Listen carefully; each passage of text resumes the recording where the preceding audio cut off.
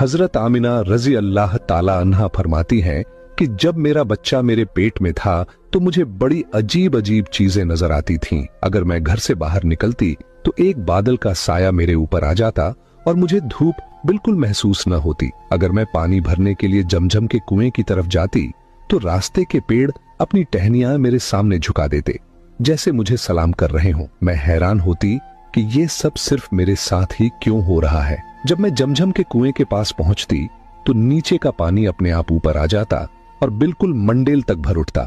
फिर मैं अपने हाथों से ही बाल्टी पकड़कर पानी निकाल लेती। मक्का की औरतें मुझे कुएं के पास रोक लेती और जाने न देती।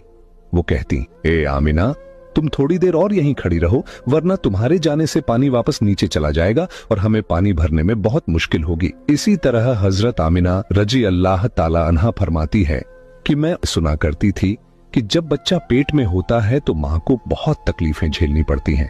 कभी हाथ पांव में दर्द, कभी सर दर्द, कभी उल्टी, कभी बुखार और कभी चिड़चिड़ापन। ये सारी बातें सुनकर मैं सोचती कि अजीब है, मुझे तो पूरे 9 महीनों में कोई तकलीफ नहीं हुई। यहां तक कि जब तक मेरा बच्चा पेट में रहा मुझे सर दर्द तक न हुआ। हजरत आमिना को अजीब अजीब ख्वाब भी आते थे। वो फरमाती हैं कि जब मैं रात को सोती तो मुझे ख्वाब आता कि मेरे जिस्म के अंदर से एक नूर निकला है और उसने पूरी दुनिया को रोशन कर दिया है। ये सब देखकर मुझे यकीन हो चुका था कि मेरे पेट में जो बच्चा है वो यकीनन कोई आम इंसान नहीं, पैगंबर हजरत मोहम्मद मुस्तफा सल्लल्लाहु ताला अलैहि वसल्लम जब अपनी मां हजरत आमिना रजी अल्लाह ताला अन्हा के पेट में थे तो एक रोज आपकी दादी ने आपके दादा को इशारे से बुलाया और कहा, क्या आपको मालूम है ये बहू आमिना बहुत महंगा इत्र लगाती है।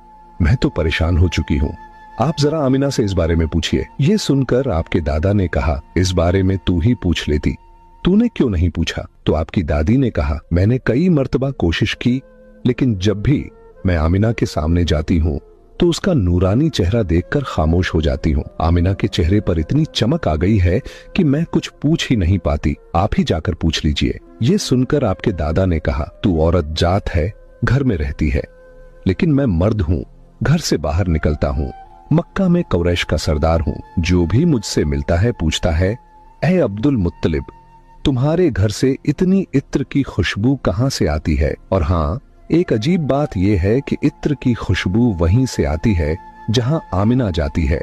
अगर आमिना रसोई में जाती है तो खुशबू वहीं से आती है, अगर गुसलखाने में जाती है तो खुशबू वहीं से आती है, अगर बैठकी में जाती है तो खुशबू वहीं से आती है। और ये कोई मामूली इत्र नहीं है, न इराक